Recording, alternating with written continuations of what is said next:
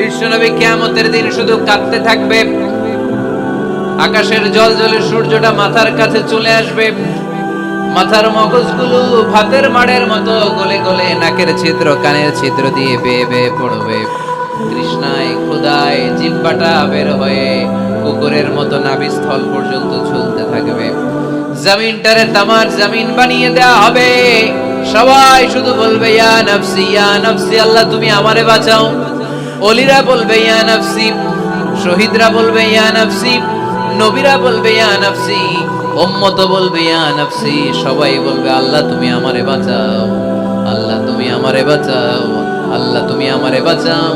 ঠিক ওই মুহূর্তে বিশ্বনবী পিয়ারা নবী মাকামে মাহমুদে সিজদায় পড়ে কাঁদবে।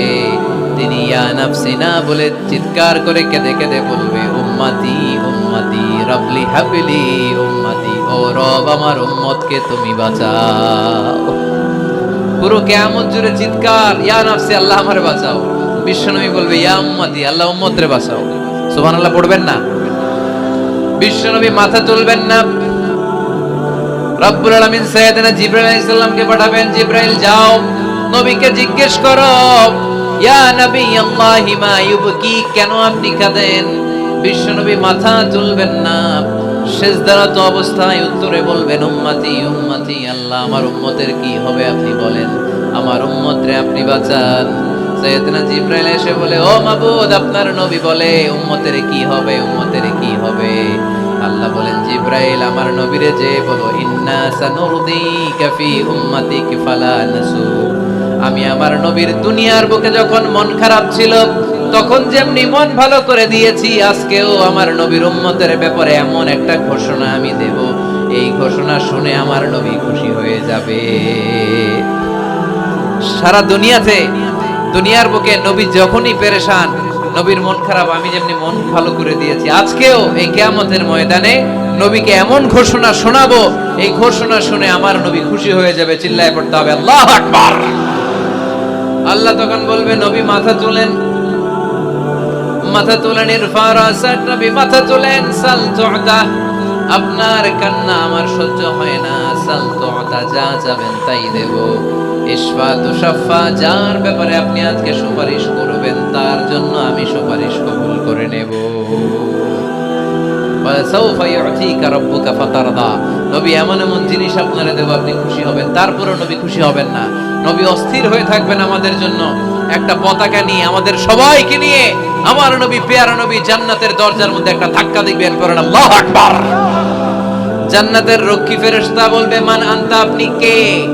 বিশ্বনবী বলবেন আনা মুহাম্মদ, আমার নাম মুহাম্মদ সাল্লাল্লাহু।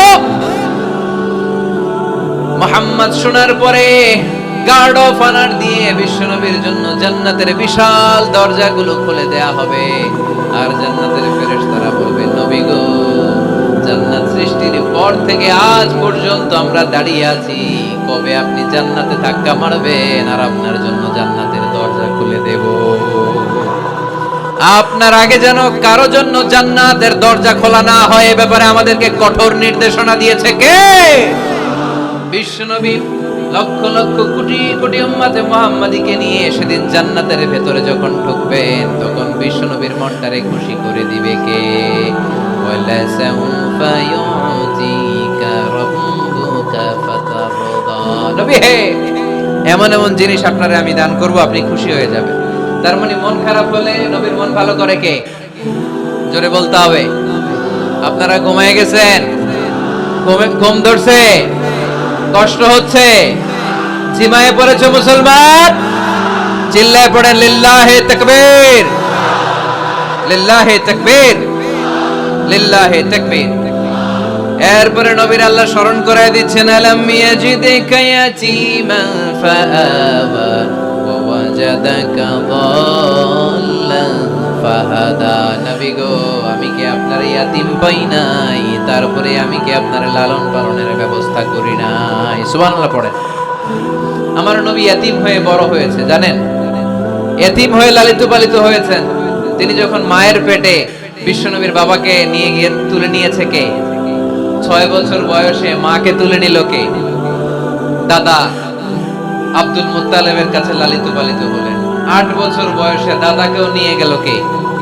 এরপরে ইয়াতিম নবী চাচার কাছে লালিত পালিত হলেন। সুবহানাল্লাহ পড়েন। এজন্য আল্লাহ বললেন, আওয়া আলাম ইয়াজিদিকা ইয়াতীমান ফাআওয়া। নবী হে, আমি কি আপনার ইয়াতিম ভাই নাই? আর আপনারে কি আমি আপনার চাচার কাছে লালন পালনের ব্যবস্থা করে দেই নাই? তো এই ছোট্টবেলায় আপনি ইয়াতিম, আপনারা দেখার কেউ নাই, তখন যদি আমি আপনারা সাহায্য করতে পারি, ওই আল্লাহ এখনো আছে না নাই? বিপদের কালে আমার নবীরে সাহায্য করে উত্তরণের ব্যবস্থা করেছে যে, মুসলমানদের এই ক্রান্তি লগ্নে মুসলমানদের